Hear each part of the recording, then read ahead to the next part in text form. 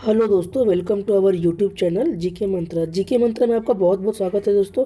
जैसा कि आप जान रहे हैं, मैं अभी ज्योग्राफी का टेस्ट सीरीज़ का क्वेश्चन लाया कर रहा हूँ, जो कि कम समय में ज़्यादा लाभप्रद है। जो कि 10 क्वेश्चन है। आप लोग बताइएगा 10 में से कितने क्वेश्चन आपके सही हो रहे हैं, कमेंट करके ज़रूर बताइएगा दोस्तों। शुरू करने से पहले मैं ये बोलना चाहता हूँ कि हमारे आप जीके मंत्रा यूट्यूब चैनल को लाइक कर दे, सब्सक्राइब कर दे और शेयर कर दे, ठीक है ना दोस्तों। चलो शुरू करते हैं आज का पहला क्वेश्चन, ठीक है। आज का जो पहला क्वेश्चन है दोस्तों वो ये है, पृथ्वी ग्रह की संरचना में प्रावार के नीचे क्रोड निम्नलिखित में से किस एक से बना है, बताइए। पृथ्वी का जो आंतरिक संरचना है वो सबसे आंतरिक संरचना कौन सा भाग से बना है दोस्तों, बताइए। लौह से बना है, एल्युमिनियम से बना है, पोटेशियम से बना है या क्रोमियम से बना है, बताइए दोस्तों। जी, ये जो बना है दोस्तों, इसका आंसर हुआ ए है ना, लौह से इसका जो है सबसे आंतरिक भाग है, लौह से बना है, ठीक है, पृथ्वी का आंतरिक संरचना का भाग। चलिए आगे बढ़ते हैं, नेक्स्ट क्वेश्चन दोस्तों। पृथ्वी की 3 संकेंद्रीय परतों में ऊपर से दूसरी परत का नाम क्या है, बताइए। जो पृथ्वी है उसमें से जो आपका पृथ्वी का जो बना हुआ भाग वो 3 भाग है ना, ये ऐसे है भाग, ठीक है। पहला ये हो गया पृथ्वी का भूमध्य पट्टी, ये दूसरा, ये तीसरा, ठीक है। ये तीनों में बीच वाला भाग है, जो ये वाला भाग है, ये कौन सा भाग है, बताइए दोस्तों। नीफे है, सीमा है, सियाल है, या इनमें से कोई नहीं, बताइए। इसका जो आंसर होगा दोस्तों, ये सीमा बी होगा ना, सीमा। सीमा है ना, सिलिकॉन और एल्युमिनियम, ठीक है। ऐसा ही में सिलिकॉन, एल में एल्युमिनियम, ठीक है। तो सबसे ऊपरी परत है उसको नीफे कहते हैं, और सबसे ऊपरी परत है उसको सियाल कहते हैं, और बीच वाला परत को सीमा कहते हैं, और नीचे वाला परत को नीफे कहते हैं, ठीक है दोस्तों। चलिए आगे बढ़ते हैं, नेक्स्ट क्वेश्चन। कुल अक्षांशों की संख्या कितनी होती है, बताइए दोस्तों। हमारे पृथ्वी में जो कुल लैटीट्यूड है वो लैटीट्यूड कितने हैं, बताइए। ये जो आपका इक्वेटर हो गया, और देखिए ऊपर से 90 और ऊपर से 90 और नीचे से 90, ठीक है। दोनों मिला के 180 होता है ना दोस्तों, ठीक है। इसका जो आंसर होगा 180 होगा, ठीक है। 180 लैटीट्यूड है हमारे पृथ्वी में। चलिए आगे बढ़ते हैं दोस्तों, नेक्स्ट क्वेश्चन। देशांतरों की संख्या कितनी होती है दोस्तों, बताइए। देशांतरों जो कि हम लोग कहते हैं लॉन्गिट्यूड, ठीक है। ये जिससे टाइम निर्धारण होता है, ठीक है दोस्तों। ये इसको कहते हैं लॉन्गिट्यूड, ठीक है। इसमें कितने का देशांतर होगा, बताइए। 60, 360, 180 या 90, जी बताइए दोस्तों। देखिए दोस्तों, इसका जो आंसर होगा आपका बी है ना, 360 बीच में डिवाइड हो गया। ये जो डिवाइड होता है 180 में होता है, ठीक है, 180 में होता है।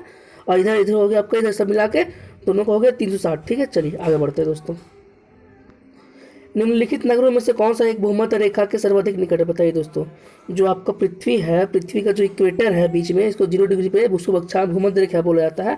तो इसमें से ये जो ऑप्शन दिया हुआ है, सिंगापुर, मनीला, जकार्ता, इनमें से सबसे जो निकट नगर है वो कौन सा है, बताइए। जी, इसका जो आंसर होगा ए है ना, सिंगापुर। इस ऑप्शन में जो है सबसे सुटेबल सिंगापुर है। सिंगापुर नगर है जो पृथ्वी के इक्वेटर के सबसे नज़दीक पाया जाता है, ठीक है दोस्तों। चलिए आगे बढ़ते हैं, नेक्स्ट क्वेश्चन। निम्नलिखित में से किस देश से होकर कर्क रेखा नहीं गुजरती, बताइए दोस्तों। इस ऑप्शन में निम्नलिखित में से किस देश से कर्क रेखा नहीं गुजरती है। चाइना से नहीं गुजरती है, चीन से नहीं गुजरती है, भारत से नहीं गुजरती है, इनमें से सभी से गुजरती है, बताइए दोस्तों। देखिए दोस्तों, पहले तो मैं आपको ये बताना चाहता हूँ कि ये पृथ्वी हो गया, ये इक्वेटर हो गया 0 डिग्री, ये हो गया ट्रॉपिक ऑफ कैंसर, ये हो गया ट्रॉपिक ऑफ कैप्रिकॉर्न, जिसे हम कर्क रेखा कहते हैं, ठीक है। तो ये दोस्तों इसकी बात बताया जा रहा है, ठीक है ना। तो यहाँ पे देखिए, भारत तो आपका यहाँ पे है, चीन आपका यहाँ पे है, ठीक है दोस्तों।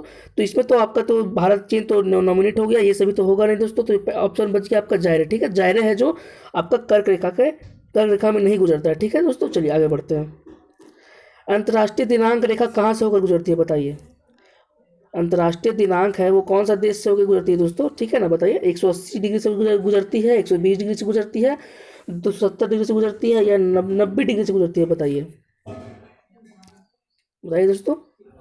इसका जो देखिए दोस्तों, सबसे पहले अंतर्राष्ट्रीय तिथि मानक रेखा देखिए जो है ना, ये इसको 20 से डिवाइड किया गया है दोस्तों, इसको 180 कहते हैं, ठीक है ना। ये 20 से डिवाइड किया गया है, यही से इसका 180 डिग्री गुजरता है, ठीक है। इसका तो आंसर हो जाएगा 180, ठीक है। चलिए आगे बढ़ते हैं, नेक्स्ट क्वेश्चन। ग्रीनविच किस देश में है, बताइए दोस्तों। जो ग्रीनविच है अंतर्राष्ट्रीय तिथि मानक है, वहाँ जो आपका अति की मीटिंग हुआ था इसका, तो ये आपका निर्धारित कहाँ कौन सा देश निर्धारित किया गया था, बताइए दोस्तों।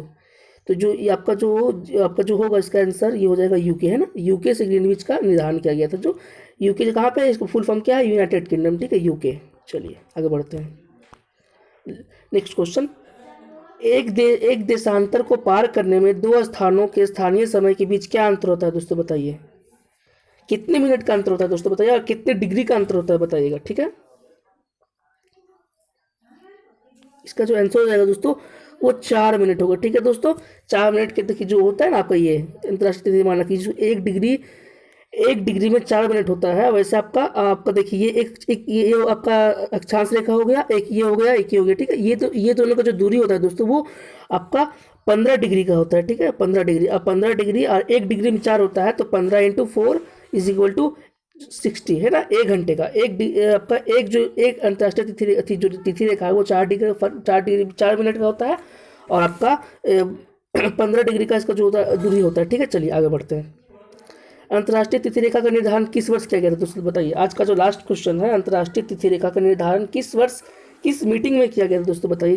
कौन सी ईस्वी था? 1995, 1955, 1896, 1997, 1884, बताइए दोस्तों।